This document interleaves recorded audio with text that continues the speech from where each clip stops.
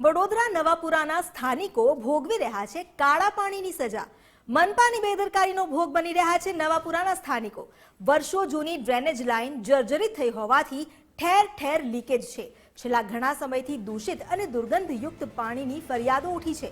નવી drainage line નાખવા મહાનગરપાલિકાએ ટેન્ડર તો બહાર પાડી દીધું। ટેન્ડર બહાર પાડવા છતાં કોઈ કોન્ટ્રાક્ટ લેવા તૈયાર જ નથી। ડ્રેનેજ અને પીવાના પાણીની લાઇન મિક્સ થતી આવે છે અને તેને કારણે દૂષિત પાણીથી લોકો પરેશાન થઈ ગયા છે।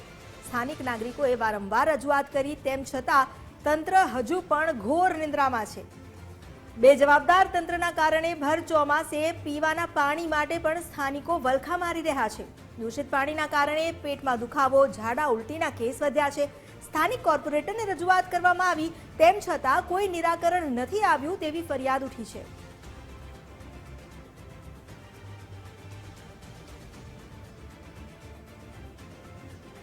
નવાપુરાના સ્થાનિકો જે હાલ તો પ્રશાસનના પાપે હાલાકી વેઠી રહ્યા છે। દૂષિત પાણી આવી રહ્યું છે। ચોમાસામાં શુદ્ધ પીવાનું પાણી પણ નથી મળતું અને પીવાના પાણી માટે વલખા મારવા પડે આવી લાચારી। નવાપુરા વિસ્તારમાં છેલ્લા કેટલાય સમયથી ડ્રેનેજ લાઇન જર્જરિત થઈ ગઈ છે અને તેના જ કારણે ડ્રેનેજ તેમજ જે પીવાની પાણીની લાઇન છે તે બંને મિક્સ થઈ રહી છે। જો કે છેલ્લા કેટલાય સમયથી અહીંયાના જે સ્થાનિકો છે તેમના ઘરે પીવાનું જે પાણી આવી રહ્યું છે તે દુર્ગંધ અને દૂષિત મારતી પાણી આવી રહ્યું છે। સ્થાનિક નાગરિકો છે, આપણે સીધી તેમની સાથે વાત કરીશું। શું કહેશો દાદા, કેટલા વર્ષથી સમસ્યા છે અને કયો વિસ્તાર છે? 4 વર્ષથી તો હું જાતે કમ્પ્લેન્ટ નાખીને થાકી ગયો છું અને હમણાં 10 દિવસથી તો ડ્રેનેજનું જ પાણી આયા કરે છે। આ લોકો શું કરે છે, બહારના એરિયામાં, નવા એરિયામાં એલઈડી લાઇટ ને બધું નવું કરે છે, પણ આ જૂના સિટી બાજુ ધ્યાન જ નથી આપતા। એમના નેતાઓ આવે એટલે બહાર ફેરવે, જો અહીંયા લાવે તો ખબર પડે કે શું પરિસ્થિતિ છે, લોકો કેવી રીતે જીવે છે। આટલો પાણી ખર્ચો કરીને અમે બિસ્લેરીના પાણી લાવવા પડે। બિલકુલ, લોકો ખર્ચો કરી અને બિસ્લેરીનું પાણી લાવો છો। શું કહેશો, કઈ રીતે આખું આજે પાણીનું છે તે હેન્ડલિંગ કરો, કારણ કે છેલ્લા 10 દિવસથી આ પ્રકારનું દૂષિત પાણી આવી રહ્યું? સેમ અમે લોકો બહારથી જ પાણી લાવીને યુઝ કરીએ છીએ। આમ સલાહો આપવામાં આવે કે ભોજન તમે સાત્વિક લો, હેલ્થ સુધારો, પણ મેઇન પાણીનો સોર્સ જ ગંદુ હોય, ક્યાંથી હેલ્થ સુધરે? ક્યાંય રજૂઆત કરી છે? શું નિરાકરણ આવ્યું? કોઈ વાતચીત થઈ કોર્પોરેટર હોય? કોર્પોરેશનમાં વાતચીત થઈ છે, કેટલી એપ્લિકેશન્સ નાખી છે, પણ કોઈ જ નિવેડો આવી નથી રહ્યો। બિલકુલથી રજૂઆત કરી છે તેમ છતાં નિવેડો નથી આવ્યો। શું કહેશો તમે, છેલ્લા 10 દિવસથી આ પ્રકારની સમસ્યા છે, 4 જે વર્ષ થયા ત્યારથી આ પ્રકારનું જે સ્થિતિ છે, કોર્પોરેશન હજુ સુધી નિવેડો નથી લાવ્યો?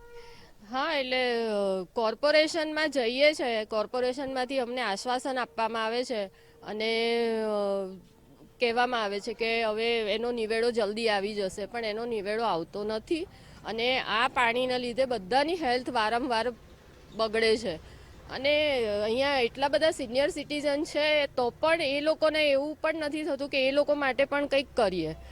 નાના બાળકો છે, એ બધાની હેલ્થનો સવાલ છે, તો એનું એક્શન એ લોકોએ જલ્દી લેવું જોઈએ। અને બહુ જૂની લાઈન છે કે શું ફોલ્ટ છે એ તો શોધો, ખાલી ગટરો સાફ કરી જવાથી કોઈ મતલબ નથી, કોઈ એનો નિરાકરણ આવવાનું નથી।